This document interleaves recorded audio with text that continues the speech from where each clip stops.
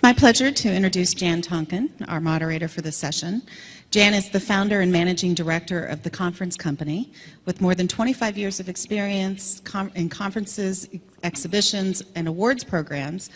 This has been the focus of Jan's professional life, both in Britain and in New Zealand. Formed in 1990, The Conference Company has become New Zealand's leading PCO business, with offices in Auckland, Wellington, and Christchurch, and operations in Australia.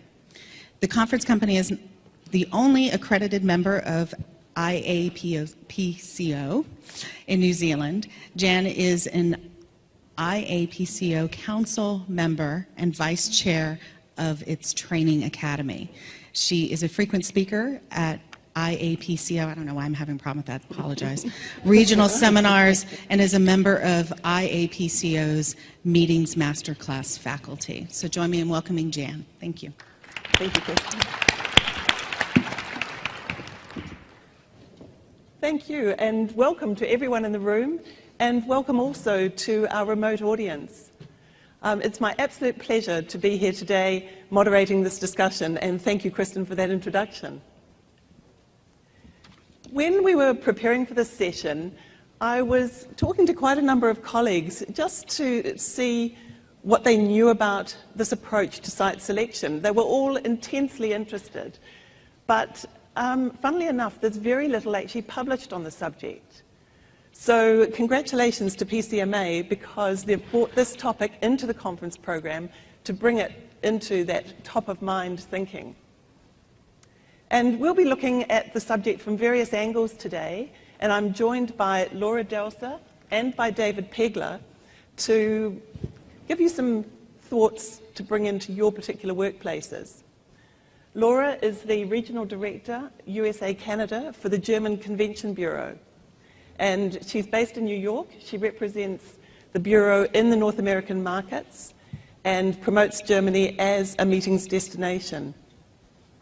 She was, I think it was 2011, you came to the Bureau from Sydney, Australia, where she was with event agency DKC International.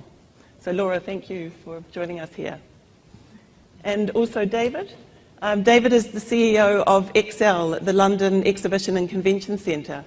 And David's career has spanned, from what he tells me, publishing, media and exhibitions at the very highest levels. And he joined Excel in November 2008 as the Managing Director, and in January last year was promoted to the CEO. Now, there was also meant to be one other person on the stage with us today, Philippe Fournier, who's president of meeting planning company MCI in Paris. But unfortunately, due to ill health in the family, Philippe hasn't been able to come here, but he has given me some case studies which I'll present on his behalf.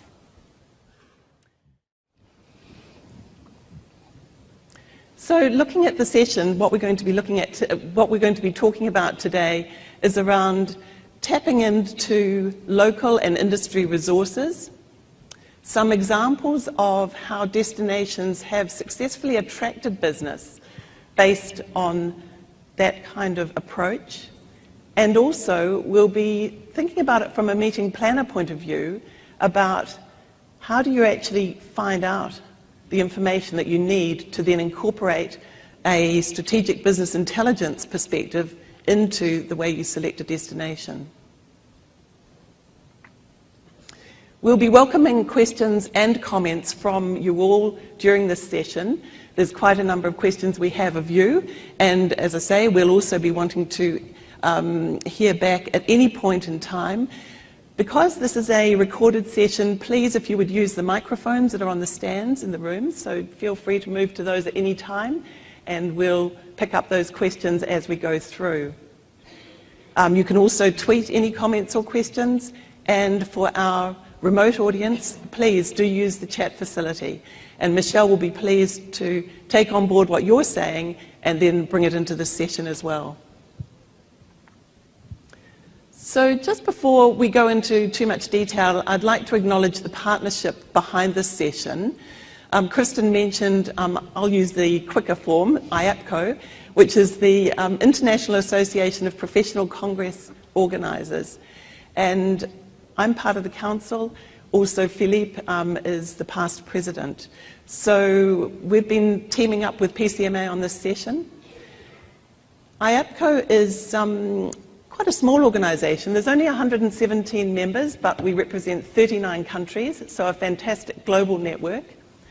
And a bit of the reason for that size is that there's some quite strict criteria about membership, and there's quality standards that we need to meet each year to retain our membership. IAPCO has close relationships with a number of other organisations, and there was a memorandum signed with PCMA in IMEX, so I think it was at IMEX last year. So a nice tie-up between the two associations to bring this session to you. So let's have a look at these destination selection drivers. If you were thinking probably about 10 years ago, perhaps there was only one person in charge of deciding where a congress would go. Maybe it was on the strength of a place they'd been and enjoyed, or perhaps it was somewhere they were interested in going. But the world is an entirely different place now, and everything's dramatically changed. I think there's a significant shift. And it's all around knowledge transfer, economic transformation, business opportunities, and those are the things we'll be talking about in this session. And you might think they might be different from different sectors, but if you take associations, they want to host the meeting of choice.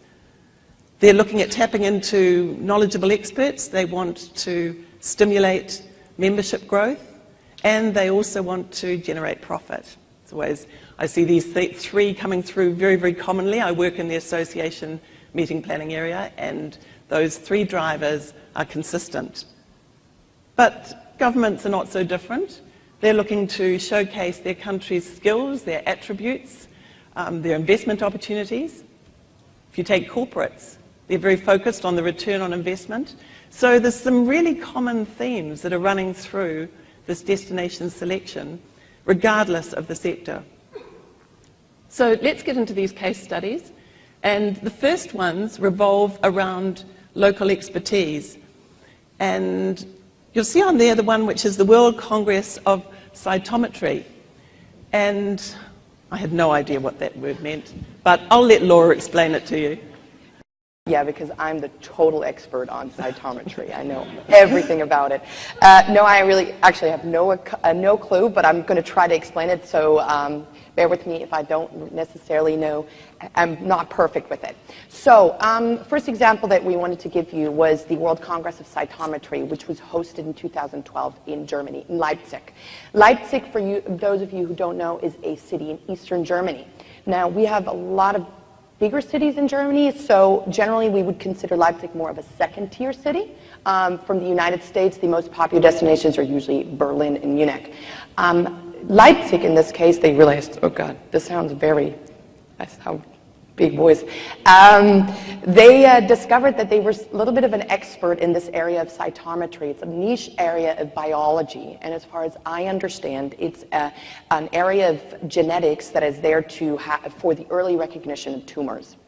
The city of Leipzig discovered that they had some of the prominent speakers, some of the prominent research institutes in the city, some prominent researchers based in the city, and they decided to say, okay, maybe we can look at some of the international organizations that might work in this field and see if they do a conference and might be interested in considering this for their next conference. And indeed, they did have a international association for cytometry, and the city worked together with the hotel, the tourism industry, and let's say the hotels, the convention center, and worked with the research, the academic world, and then actively approached the international association and then spoke to them and said, why don't you consider doing your next conference in Germany? And indeed, they actually then decided to do that, and it was the first conference that they did in Europe in, I think, about 8 years. And they, in hindsight, and also in the process of getting everything ready, they said that one of the key criteria for choosing Leipzig was this expertise, this local knowledge that was around in the city that they could then use in order to increase the value of their meeting. So what they did is they would have site inspections, they had visited some of these research institutes, they would go and visit hospitals, and they had a lot of the people that they wanted to attract to the conference were already in the city or close by because of this hub being there. So all in all, what I'm going to go back to that and say a little bit what the learnings are afterwards, but that was just one of the examples of that. Now, the same thing goes for another conference that I wanted to give as an example. Same thing. It was the World Manufacturing Forum. The World Manufacturing Forum happened this October 2012, and it was the same idea. So there was a lot of manufacturing, big industry, a lot of companies that were based in the region of Stuttgart. Stuttgart is in the southwest of Germany. Southwest, doing it good. And they are the headquarters for Mercedes, for example, and they have a lot of engineering, manufacturing background.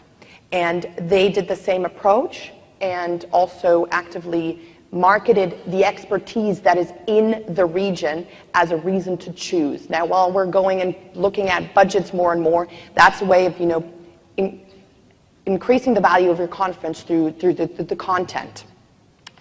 And I mean, why this is important is, from both sides, we kind of tried to give you some learnings for both the planners as also for the suppliers, the bureaus, the different industries.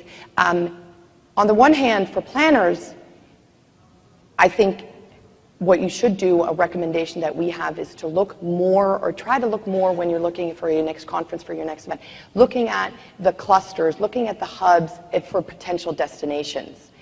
And the reason I point that out is because especially when it comes to the planners, most of the times we, and I say we because I used to do that at some point as well, are not the content experts. We might be really good at, the association or the company that we represent, but at the end of the day, our expertise is the event planning aspect. You have content, if you want to call it, content masters in your company that might be the ones that you can talk to then who really know the content. And to talk to those people and say, what are some of the places that we can go to and maybe include this in our strategy, in our conference, in our event, that is a really helpful one. And on the same time, on the other side, the bureaus can do the same thing. The bureaus can go and research some of the local hubs, research some of the companies that are based, and see whether there's already existing relationships. Now, I'm speaking from a bureau perspective. I represent a company that's pretty big. I know some of the hubs some of the industries that are really strong, but then when it comes to where in the country they're strong, I have to talk to other people as well. So, for example, one of the companies or one of the organizations that I work with quite regularly is the German Research Foundation, which is aimed at promoting research and academia, German research and academia around the world. So I talk to them because I don't know a thing about cytometry. So when that is something that comes up, I talk to them because they can tell me where some of the hubs are. And then the other aspect that is really important about this whole thing is to, from a convention bureau, from a supplier perspective, is oftentimes is to talk to these local organizations and tell them about what they do, what you do, because most of the times they still don't know what you do. When I tell people I work for the German Convention Bureau, they have no idea what I do at all. On a personal perspective, not mind you when I'm here, but on a personal perspective. And I can see that, and I think it's really important. Germany is a perfect example because there's a World Economic Forum Travel and Tourism Competitiveness Report. I don't know if you guys have heard about that. Generally, Germany is number 2 on that when it comes to overall competitiveness. But we're around about 147 when it comes to government priority of the tourism industry. And the reason I say that as an example is because if you ask any person in Germany ever, what are the important industries, they're going to say automotive. As you guys probably all know, they're going to say engineering, but they would never see the importance of the industry of what we're doing. So it's telling them about that. I know as simple as that may sound, but that's part of it. And then for, those people of you guys that work in associations, the reason I think it's really important, because, as you probably will know, there's a conference chair who's the one who's responsible for the content, but who oftentimes might be completely overwhelmed with the conference organizing part of it. He knows his industry, but has never learned or doesn't know how to handle the conference part of it. So to work together and see how you can help out is really important. And to go back to the example that we had before, the World Manufacturing Forum, how they did that, for example, in that case, is that they had the academic community that was responsible for the content, the actual content of the conference. Then at the same time, they had the Convention Bureau that handled big parts of the, hotel, registration. They helped out with all of that. And then they had the Economic Development Organization, in that case, which is part of the government in that region. And they were responsible for the international public relations and also for doing technical visits, site visits, trying to procure keynote speakers, that kind of thing. Because what we have in Germany, and at first we thought that didn't exist in the US, we had to do some research on that, is that we have economic development organizations that are aimed at promoting investment in our country. But actually, at first we thought they didn't have them in the US, they have them just as much here in the US. And because they're aimed at promoting development, economic development to that region, so for example, Massachusetts has an organization that deals with that, as we are here right now, they can help out a lot of times because they have all of the connection to the local companies. Any questions? We're trying to make this as interactive as possible, so we really want to have questions at any point in time. And honestly, as I like to say, I like to get some feedback from you guys. I want to get honest feedback, not nice feedback. If you think what I'm just saying did not make any sense whatsoever, I definitely want to hear that as well. I can handle that. Okay? Okay, thanks. Okay, so anyone else? Anything else? Okay. Yes? We do have a question from the hybrid audience. They're curious about, when selecting a venue or city, what do you find is actually the driver, though, behind a lot of these organizations? Are they looking at the content, the context, the ease of travel, the cost, or just a combination of the different items?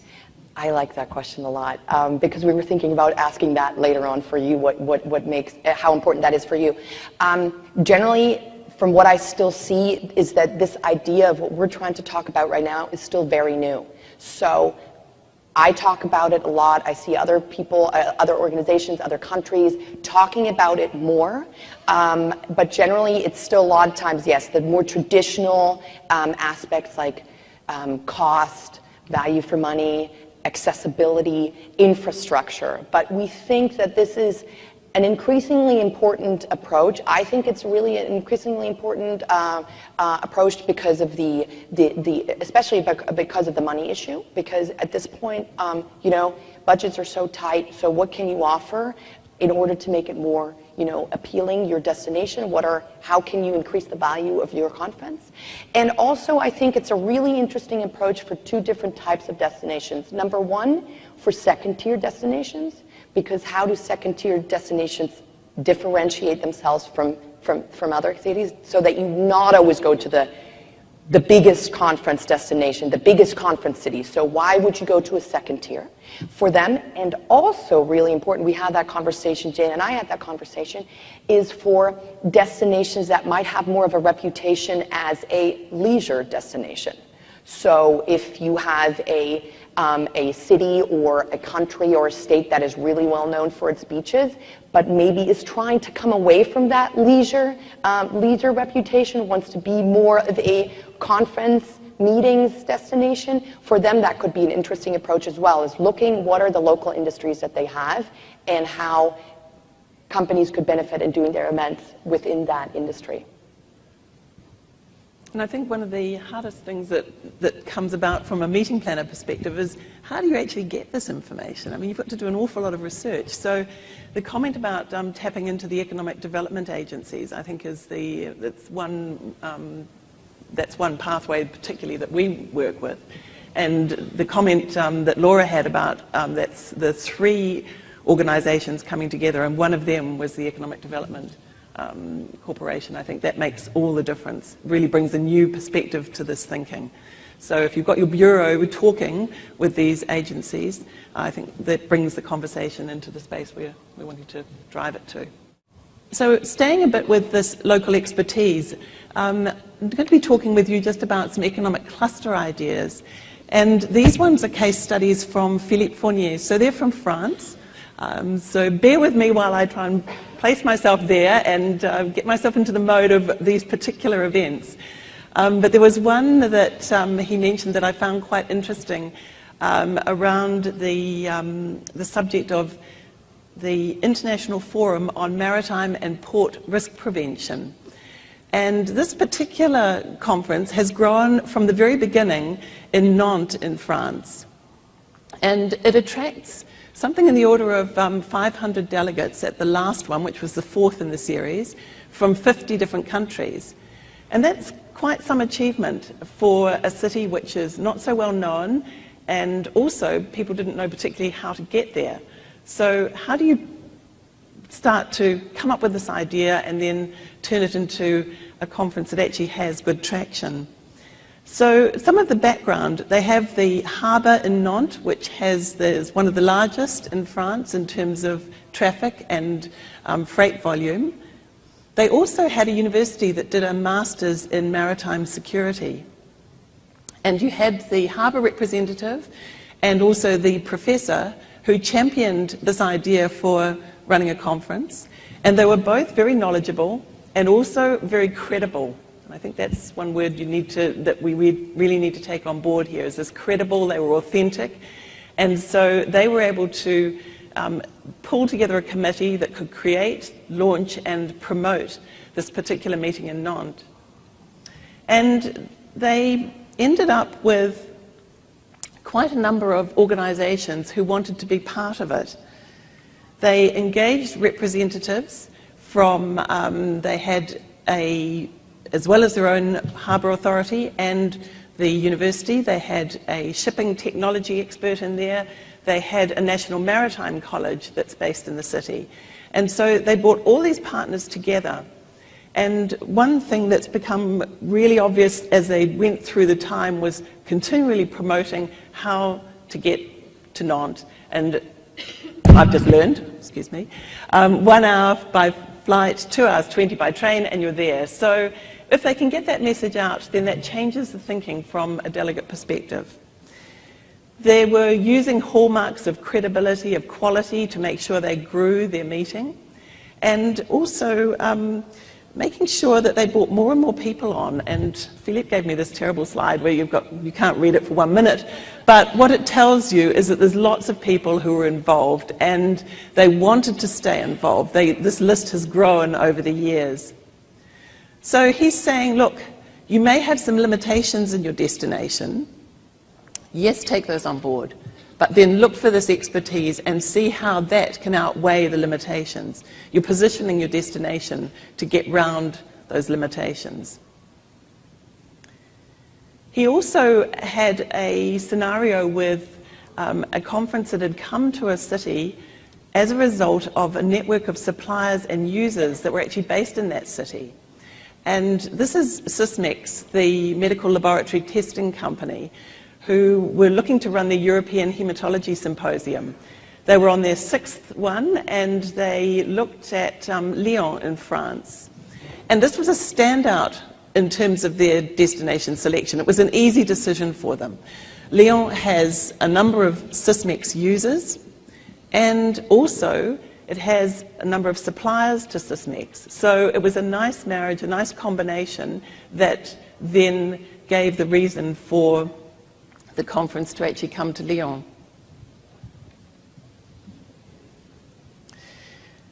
They had something in the order of 1,000 delegates from 50 different countries. And one of the big advantages was that the suppliers and users who were actually in the city were then able to participate very actively. There were a large number of them, and they were able to exhibit. It wasn't particularly costly for them. So I think this other slide he has on here is something to do with some team building and some fun they had in amongst all this. But it was very much driven off this economic situation of users and suppliers. And so he's saying here, with the planners is to look at those economic drivers associated with your clients' businesses. So this is when you're delving into the corporate world that's in your city, really digging around to find out what those opportunities might be. And for the Bureau to, as Laura was saying, really go in beyond the surface and look for where the expertise is. Look for what actually makes that region tick. And you might not just stay in that city, but you're looking at the wider region. So some thoughts there about how you might take these examples and actually put those into your particular workplace scenarios, the cities, the regions you're in, and how you might actually use that as a driver for attracting new business. And I'm just thinking here around if any of you have got any scenarios where you've had these kind of limitations, but there's been ways of overcoming them, because I think this is interesting for the audience about they could well be facing the same kinds of problems. And Michelle, certainly interested in what your remote audience has to say about this as well. Is there anyone who's had, it doesn't need to be an outstanding success, but it can be an incremental one. That's the other thing, is that these things don't need to just emerge overnight. They can just be thoughts that, so conversation leads to the conference, which gets bigger and bigger over time. Nothing there that's a standout? And maybe also in that, that example with Leon, where you might have that, that sort of reaction of a client's going, well, users, suppliers, well, okay, yes, that's probably interesting, but it's only probably interesting. Thinking about how you might turn that, so you as a meeting planner, as a bureau, have some great ideas about how they can create that opportunity, that you can do the referrals. I have a great one in Australia where we needed to tap into a particular aspect of cardiology, and we were able to pick up the phone to the right person. They then connected me to somebody else, to somebody else, to somebody else, and all those connections created a great session. There were speakers there that they would never have known about. So it's all about connections and communicating. Michelle, anything that's coming on there, or is that... In the virtual space right now, we're having an interesting conversation about some of the differences within Europe and then the domestic within the U.S. Just talking about some of the challenges that people face in different cities. So, I think that's if I can just say, I think that that's a really interesting one. The reason I thought about that before is because I'm based in the U.S. I speak to the U.S. and the Canadian markets and trying to tell them some of the industries that Germany is big in. I mean, some of them you know, some of them you don't, and how you might utilize that. I've been telling that a lot of people. Now, my colleagues in Europe, for example, and specifically, for example, the UK, whenever they've talked about this and said that that might be an additional consideration for their next event for their next meeting, she said the reaction is oftentimes like, I don't care. Why the hell should I care what industries Germany is prominent in? Why does it matter? I know them, why does it matter? And I think that that's really a good example, because first of all, I think you can talk to the people in the UK then as well. I mean, it sounds weird. I gave her examples, but I think it does matter, but you do need to explain it oftentimes. And for whatever the reason might be, maybe because of the proximity, that there's not the necessity, but even if you know the industries, if you know the clusters in whatever destination you're looking at, have you really done all of your due diligence? Have you really looked in how you can utilize that? Because you might know that, I can't say that Nantes is famous as a good maritime destination, but have you utilized that for your next event? So that's a question that I think you can ask no matter what. So that was my 2 cents. Thank you.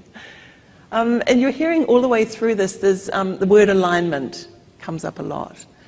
So I think if that just leads into, David has some interesting things to say about city alignment. Good afternoon. Could I get a show of hands? How many people here are actually planners? So the rest of you, suppliers? Okay. Site selection, I think, in the modern world is more challenging than ever before, because certainly in Europe, there are too many venues, and there's new ones popping up every day. There's also too many inducements, I believe, as well. So if you're a planner trying to choose where you're going to go with your event, I think you've never had a more difficult time. You've also got the backdrop of the economy and the pressures that people have on budgets and time to travel. So getting the destination right is really important. I think also from a London perspective, we took a view about 3 years ago to say we don't think that the planner-supplier relationship should be transactional. It shouldn't be about, I've got a venue, you've got an event, how much are you going to pay for it, thank you very much.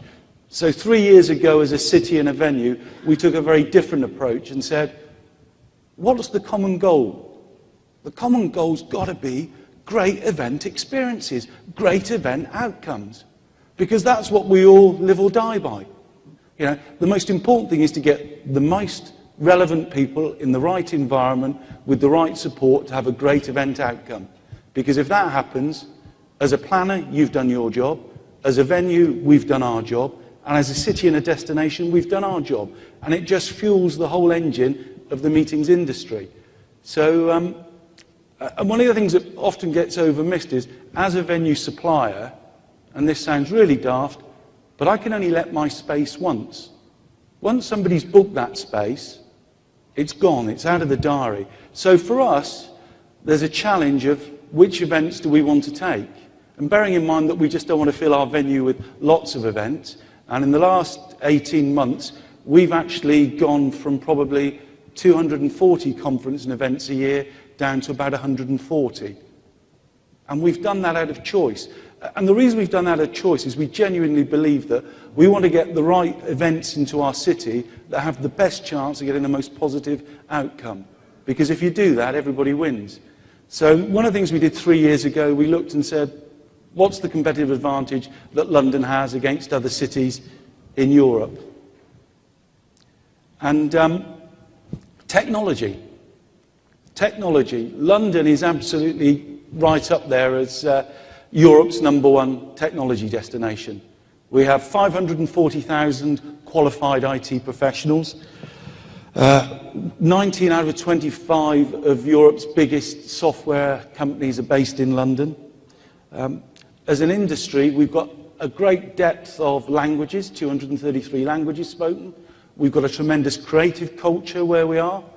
And all these things combine to say that if you've got a technology-based event, there's a pretty good chance that if you bring it to London, you might get an optimization of your attendance. And if we come back to the beginning, that's in the planner's interest, that's in the organizer's interest. You know, we all stand to win from this. And Cisco's a really good case in point. 2011, it moved from Barcelona to London, and we very much sold them this vision that, look, we think that if you come to London, we can improve the outcome of your event. We think you can get more delegates. We think we can get more senior delegates. We think we can encourage them to spend more time in the event. And if you spend more time in the event, a greater dwell time, there's likely to be more benefits. So the event in 2010 in Barcelona, hugely successful, 4,000 delegates. The event that they just finished in London in 2013 had 7,000 delegates. That's a huge uplift, huge, huge uplift. And over the 3-year period, while we've been taking this strategy to say we think that economically London's a great place to host technology events, this year we've got 15 technology shows in the calendar. I'm quite big-headed, but I'd say probably, I don't think there's a single venue that's going to have as good a representation of technology events. We've got forecast about 250,000 high-end technology professionals coming into those 15 events. And what happens is, you have one good event, other people start to look at it. But again, it's all about getting great outcomes and delivering great events, because the customers that come to London are pleased with the outcome. Now, working with London and partners, there's also a huge benefit for the economy, because if you're Cisco and you can get 7,000 delegates in London, as opposed to 4,000 delegates in Barcelona, where do you think about as the logical destination for an investment for your next office? Well, London's going to be up there. And that's one of the great things as well, working in partnership between the venue and the city, events are great ways to test markets. And it's not surprising now that we're seeing a huge migration. In the last 3 years, we've seen a 700% increase in the number of technology businesses locating into the east side of London. And that's something we think is going to continue. So very much focus on where you can deliver value, but be clear that the value is in delivering great event outcomes. And actually talk very honestly with the organiser about what you can do, how you can do, and then make sure that you deliver on it. Because if you deliver on it, it's transformational in quite a quick period of time. So not surprisingly, London's a big city, got a lot going for it. We feel we're doing well in technology, going to keep working at it.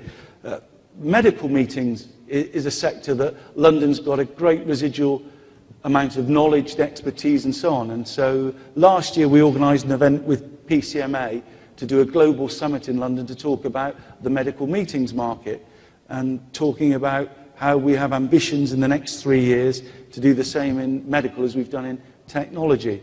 And this was quite a nice event because what we were able to do was to demonstrate the joined-up thinking that this isn't just a commitment from us as a venue, it's a commitment from London and partners who represent the Mayor. So the Mayor hosted the first reception and was there and personally endorsed everything we said. On the second evening we had a reception and we had 2 ministers of state from the government because they similarly recognise that there's a lot of expertise and knowledge that we've got to share and there's benefits from inward investment. So it's aligning everybody up to deliver great event outcomes. And if you do that, you also get to the point where it doesn't become about price. And I think we're certainly viewing that in Europe with too much supply of venues, everybody offering you inducements to come. We're a privately owned venue, so we're not owned by the city or the state. We have shareholders and owners that we have to report to. We can't give our venue away. So actually the onus on us is to work with people to get great outcomes. And I think that's a trend that I would encourage everybody to think about. Actually, on that, David, too, when we were talking about it earlier, you mentioned about this de-risking. I think that theme's coming through all the way here. Is there anything else around that de-risk concept? And I think, because when I say you move away from a transactional basis, you really do. You need to share the risk with your partners. And if you're making a commitment to come to London in 3 years' time, what you don't want to do is to have a huge, great bunch of money and budget out there and occupying a space that you're not sure whether you're going to need 100% of it, 50% or so on. So we very much organise our contracts to the basis of actually, let's agree on a minimum amount that you need. You've got the ability to expand what you need depending on how the market goes. Also, if you're coming from Europe into London, we're not in the euro, we're in sterling. So let's make sure we fix the rates for you so that there's no exposure on the currency exchange. And in the last 12 months, the pound hasn't done very well. We've had a couple of organisers, one of which paid 400,000 less than they thought they were going to because of the fact that the pound goes down. So they get the benefit if the pound goes down, but they're not exposed at risk if the pound strengthens. And I think that's just a sensible approach because what you want is, you want the planner and the event organiser to leave having had a great event, a great experience, and while they might not automatically come back to your city and destination, what they will be is they'll be an advocate for London and saying, these people take a different view. These people actually deliver. These people are worth spending a bit more time to talk to. So there's some thoughts. I think this really does present this whole, I think this really is a great example of this strategic business intelligence approach. And there's another one, as we've been moving through this economic clusters, the local expertise, the alignment, there's another one around adding value. I think we were hearing some of that from David, but I'm going to give you an example that's pertinent to a particular conference. And this one I am much more comfortable with. It's from New Zealand rather than from France. The agri-business is big business in New Zealand, and as you can imagine, it's a very important sector for the meetings industry. The dairy sector is the biggest part of it, and so it's no coincidence that the International Dairy Federation has held its World Dairy Summit in New Zealand twice in a 10-year period, in 2001 and 2010. It's the International Dairy Federation's flagship event, so they put a lot of store on it. They want to be very sure about the hosts and the way it will be run. The committee actually does have a lot of control of the planning and of the program content. So the committee that I worked with was very, very focused on delivering a great experience for the delegates. They thought about all the different types of audiences who would be coming. And you see there we've got multiple conferences inside the summit. It was a challenging program to run, but we had to take into account all these different audiences. They also knew that this was going to be a special trip for a number of delegates, that they would need to build a very compelling case if they were going to get management sign-off for their registration and their expenses. So they looked at how they could add value and particularly focused on technical visits and site tours. And look at the results. There were 7 technical tours. 45% of the international delegates went on one. So think about, I don't think that was a coincidence around attendance. That was one of the drivers for coming. They had people just on one-day tours flying the length of the country. Also had post-conference tours as well, which incorporated a lot of technical content, not just the scenic highlights. They also, when they were preparing their tours and thinking about the structure of them, they had a number of points that they wanted to tick off.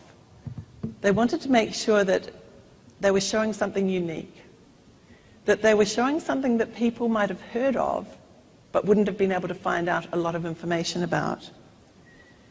They wanted to give access to knowledgeable people, and they wanted it to not be superficial.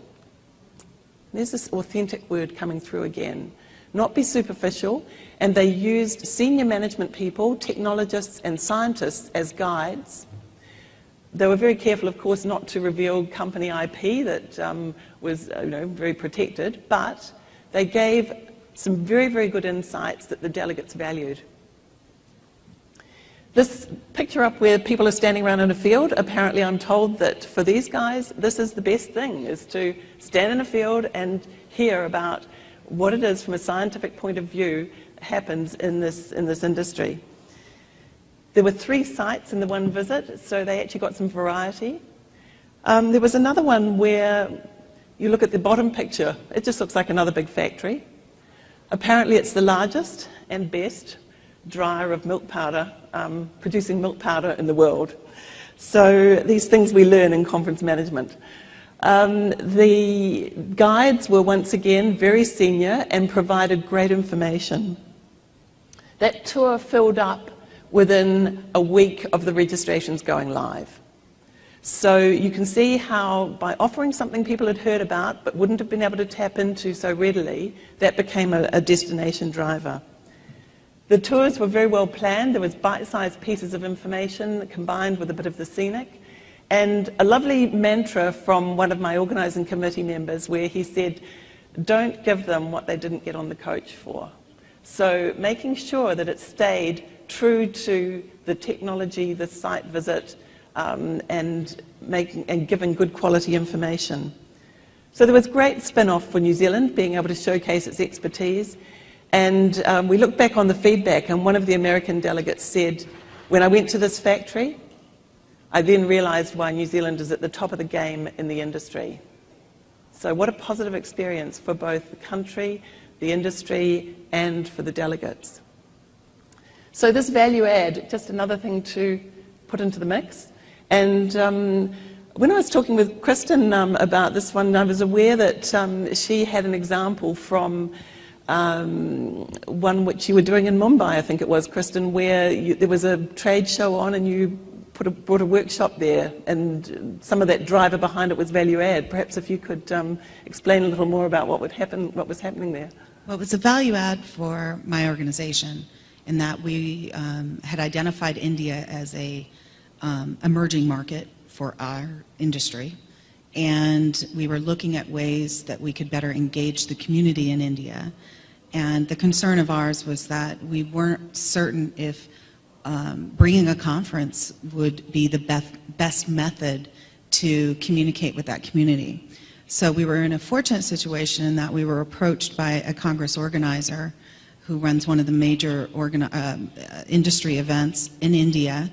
They happen to also own a show in Munich, Germany, as well as in Shanghai. And they asked us to partner with them to bring them some technical programming.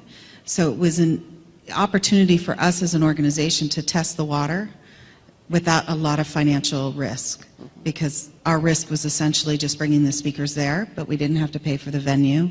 We didn't have to pay for all the logistical arrangements, licensing, food and beverage. That was on the onus of the organizer who asked us to participate. So I guess the value add was, as an organization for us, it allowed us an opportunity to engage the Indian audience to see if perhaps we should bring future programs there. And it was certainly a value add to the organizers because it brought another component to an existing trade show. So you're doing quite a lot of research to be able to, cast your net, if you like, around the globe to see what these opportunities are. Right. So that takes quite some resource, but it sounds as though it's well worthwhile. Just on that value add, perhaps, Michelle, if any of the remote audience have got any comments about this way of using value add to turn a delegate from a may register to a must register. And we're all facing this challenge now. How do you convert the might to the must? And to actively market these value add aspects. And I think for the Bureau to look at how they dig into that region, what are the value add capabilities that could actually be brought forward and be publicised. I think a lot of it's about how you communicate this as well. It's all very fine doing the digging, but then how do you get that message out? Anything that's come up, Michelle, that we need to be addressing? Not quite yet. We've been having an interesting discussion around scorecards for destination selection so that people can, or planners can better rate their priorities and be able to understand where education and content and the local activities fall into that. That's a great one because I actually saw, and I'm trying to think the environment was in, I saw a presentation where an association planner was going through the criteria that she used for destination selection. And it was phenomenal. It was a detailed score chart, and it was very, very tailored to the needs of the meeting. It was not generic. It wasn't just, what's the access like and so on. It dug down into the possibilities of legacy, which we'll talk a bit about later. It really delved in deeply, and she had scores, she had weighted averages, and I think this is, there are associations in the room that are doing this that you'd like to add comment about, because it's something we're seeing a much, much more serious approach to this destination selection, and that's taking it to quite a degree with such a score chart. On the handout that we have with this session, there's just a handful of questions. As I say, there's very little published on it, but we also gave you some other links to websites and people's ideas around this. And perhaps that would be another one that we could add in. I know this woman was quite keen to share the video about how she does her scoring. So, any other examples that you've seen? Yes, please. I have a question to the panel. In how far have we already marketed or publicized the alignment or the cooperation results of the destination and the hubs and the clusters to A, first of all, your local population, and B, to your prospective clients in order to create awareness? We do. We have actually a atlas of the country where you can see on what hubs are located. There's an overall atlas, and then it's broken down to different industries as well as what we do. A similar thing, but what we really encourage is the dialogue, to have the conversation, because at the end of the day, it's no good us persuading people to bring their events to our city if they're not going to get great outcomes. And we genuinely believe in that. So what we'd encourage is scorecards are great and terrific and so on, but really engage and dig into the detail, because it's both of us, the supplier and the planner, stand to get best results from working together, and we want the same outcome. And I can't re-emphasise that enough. It sounds really logical and really simple, but I'm amazed the number of venues that don't take that approach in talking to potential customers and orientating everything they do towards a great outcome. Because wherever I've been in the world, most venues are the same. 4 walls, a roof and a floor. It's not rocket science, is it? But the bit that makes the difference, I think, is that intelligence, that commitment and that understanding that the facility's there to enable great things to happen, for people to meet, share ideas, exchange information. And one bit I would just add in on the value add is the way that we all interact is changing hugely. On average, people who visit our venue come with 2.5 devices each. And we're finding that we're putting a lot of effort into that whole infrastructure there, because we want people to spend longer at planners' events. And they're going to spend longer at planners' events if the environment's conducive to what they need to do besides being at the event. And I think we see a trend where maybe 5-10 years ago you were going to an event and people at the office assumed that you were gone for 3 days and they didn't hear from you. That's changed. And in the opening ceremony this morning, I can't remember the statistics, but I think was it 17% of the time you're concentrating on the speaker. And people multitask. So that's really important. So having the technology in there to enable people to stay connected and do things. Also, people are bespoking their participation. So as an individual in the room today, you've come to PCMA. You've probably got in your diary the sessions you want to come to. You've then got the friends you're going to meet, the colleagues you're going to meet. And actually, that's one of the things that we've embraced, is making sure there are all the social sides there so that you can go to an event and get everything you want out, from taking away the education and the learning. And then that makes a big difference on the food and beverage, the way that you configure your venue. Our venue is like a shopping mall. 2 big halls and convention centres with a central boulevard. Now, why do we do that? We do that because shopping malls have re-engineered the way that they get customers in. I've got 2 teenage daughters and a very patient wife, and they decide where they're going to go shopping around the stores, yes, but around the experience. So they go and they say, we're going to go to this shopping mall because we can have breakfast here. It's very easy to take stuff from the mall to the car park and then go back so we're not carrying the bags around. And then before we leave at the end of the night, we're going to have a drink and go, oh, and by the way, we might go to the cinema. So I think it's a really interesting thing that as we change our private lives in the way we do, as a venue, we're looking to match that to make sure that we're giving you as planners the best opportunity to get great event outcomes. Jan, we have a couple more questions from the hybrid audience. So we've had an interesting discussion around the social media and the technology elements, and so the group is saying that a lot of destinations are shifting to really support an association or organization's initiatives on social media. So being able to support their marketing efforts, no matter what the industry is. But a question that Scott has for the panel is, how do you address political change as it concerns your event? So if a new government wants to raise taxes for hotels, transportation, as these changes are in play? I wish I could influence the Mayor of London and government. I can't. I try very hard. We don't put taxes on hotel rooms in London.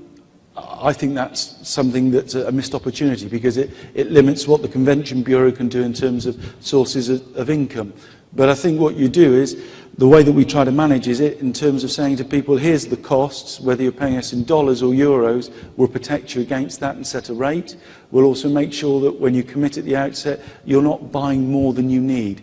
And one of the ways we've configured our venue is, it's a linear venue, so you can expand as you need. So it's nobody's interest to be selling planners more space than they need. There's nothing worse than having an event where you see that someone's paid for dead space and it's not adding anything back to the event outcome.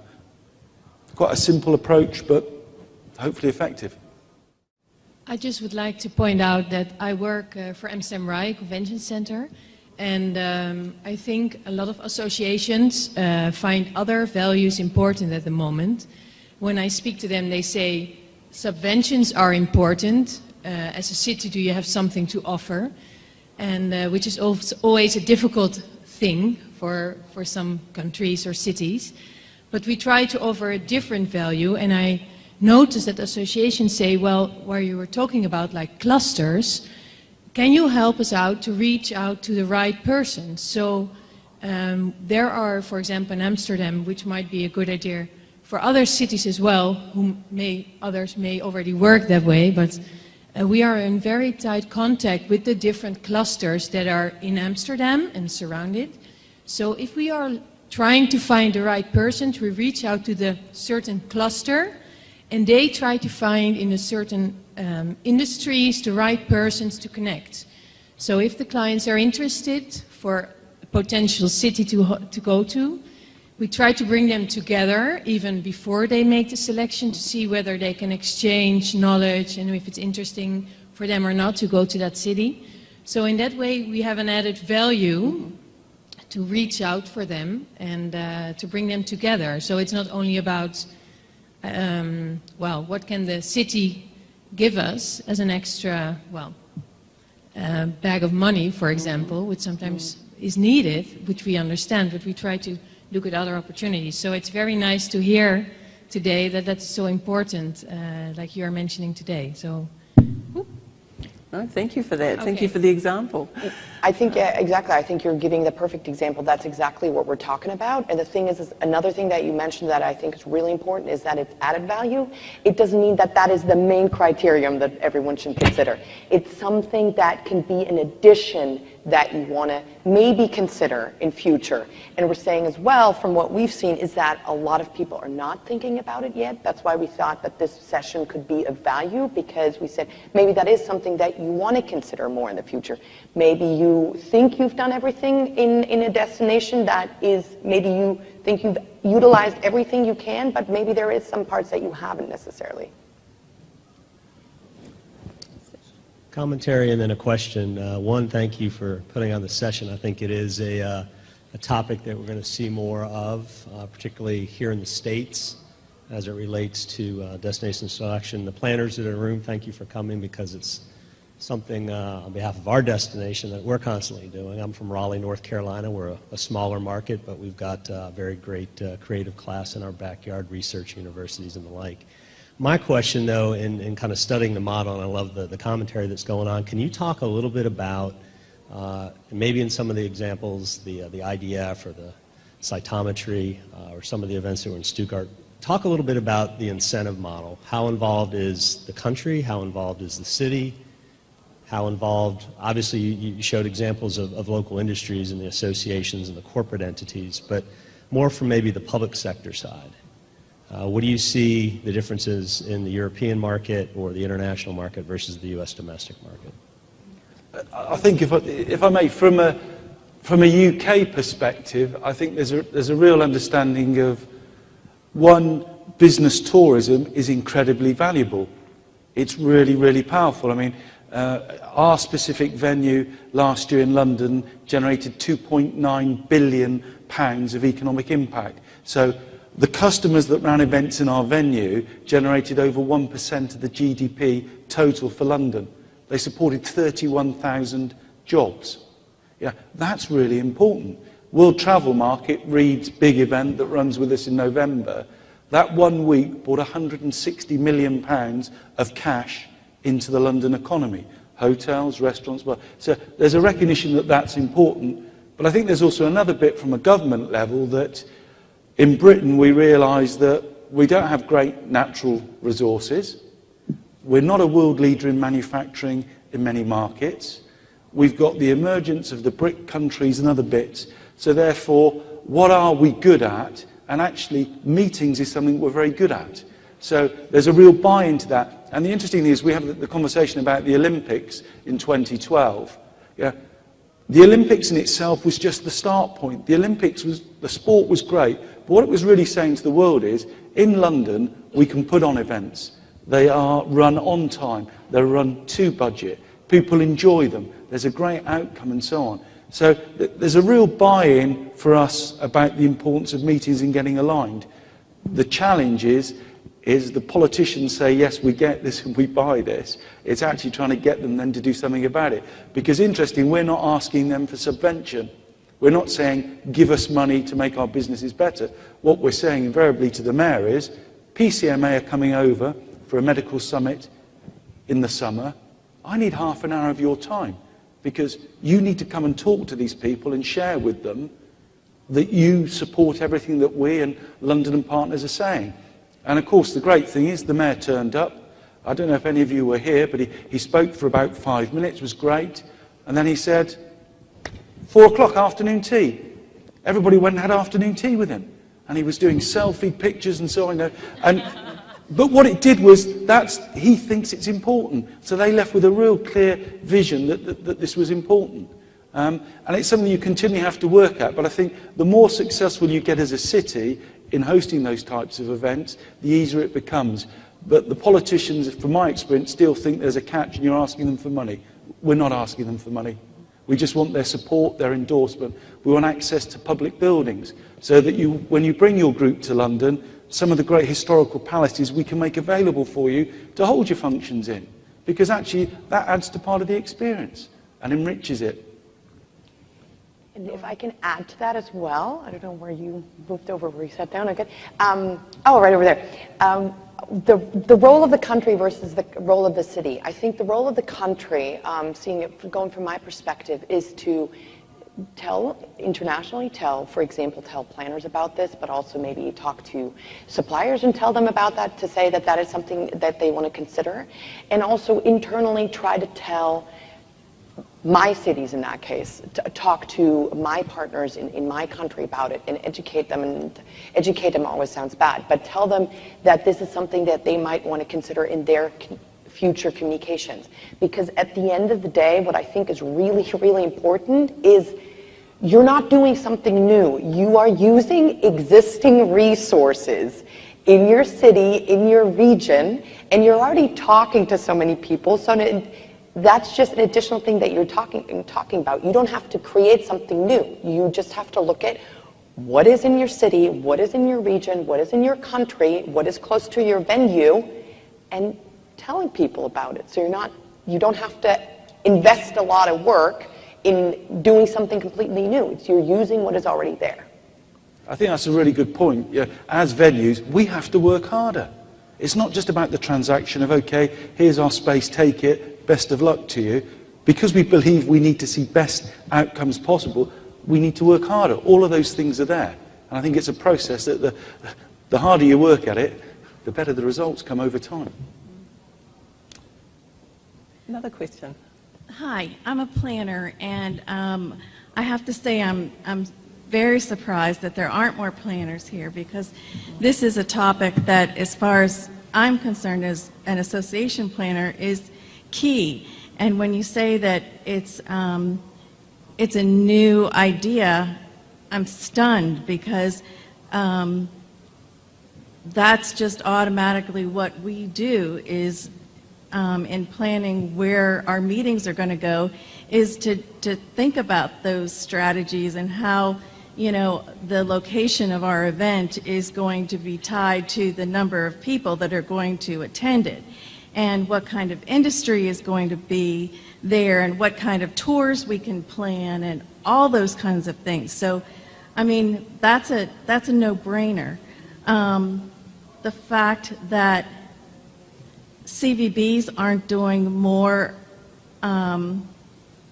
proactive planning and researching before they make their calls, I think is a big issue. I think that you really need to be doing your homework, and cold calls are just unacceptable anymore. No one has time to have, I'm sorry, Joe Schmo from Schenectady, I hope Schenectady is not here.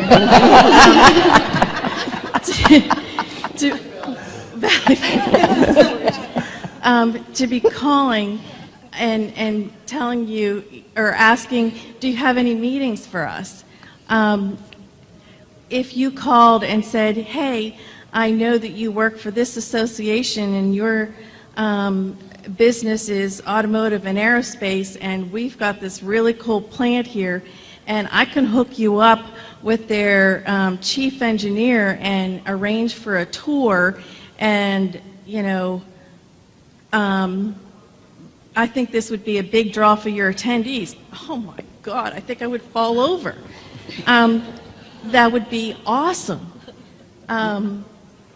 We did have I got this information since we were on site here about a destination that our association was at this fall, had a great meeting, and they want us to come back, and we would love to go back.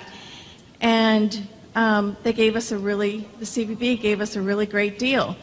And our buyer said, oh yeah, let's talk, we want to go back if you give us the same deal. And they said, not only will we give you the same deal, but we'll go out and we'll find a sponsor for your meeting.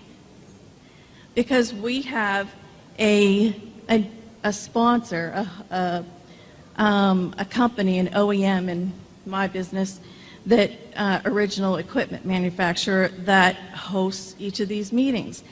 And I don't want to put them on the spot, but it's a Canadian city. And I have to say that I was very impressed that they said that they would do our homework, or they would help us and find a sponsor for our meeting if we chose to come back.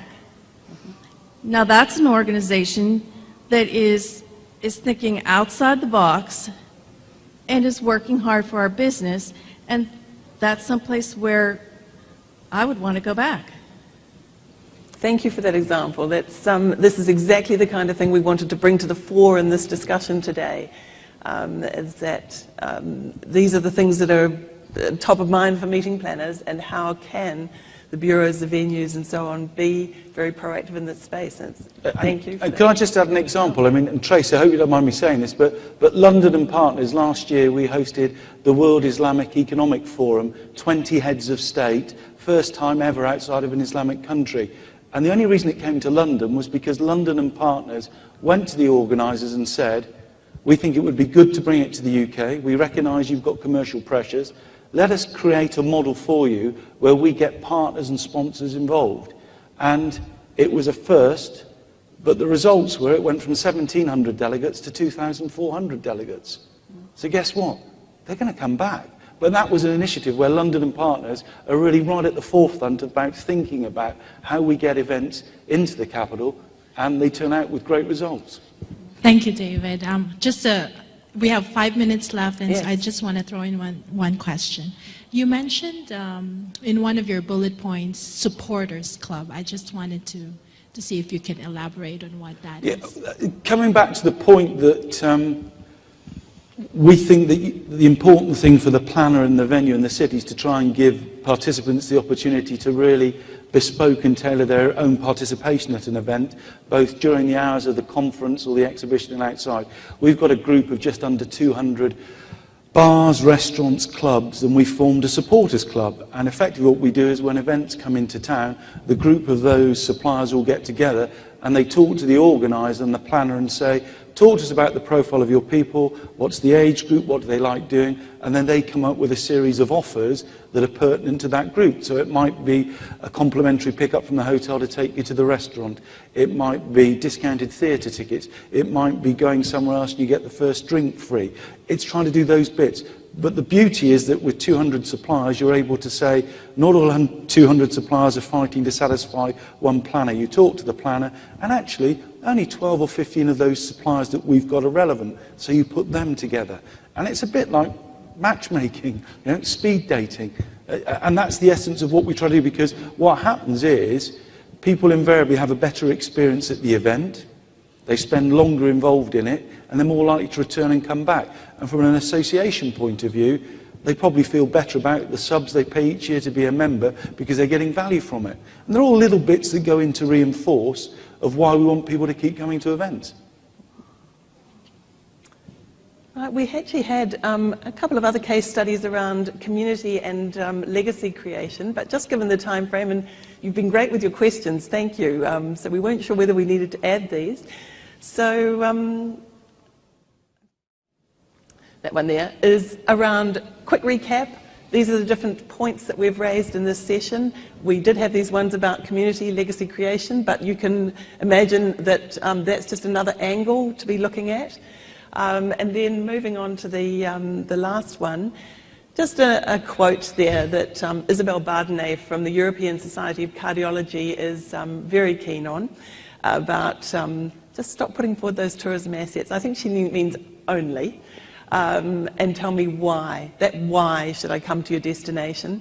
And this is the kind of thing that was being used in the last example in our question from our meeting planner. But I think this topic of strategic business intelligence involved in destination selection, from a meeting planner point of view, this is where the future growth lies. And from a bureau, make sure it's central to your marketing and keep it absolutely authentic. And just on that note, I'd like to thank Laura and David for sharing their insights into this, their case studies.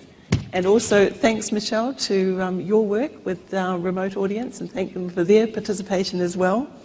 And I'd like to wish all of you in the room and also our remote audience all the very, very best of luck in this, because as much as it's not a topic that's new, it's one that's really come to the fore, and I think if we can grab it with both hands, there'll be some fantastic successes. So thank you very much for your attendance. Okay.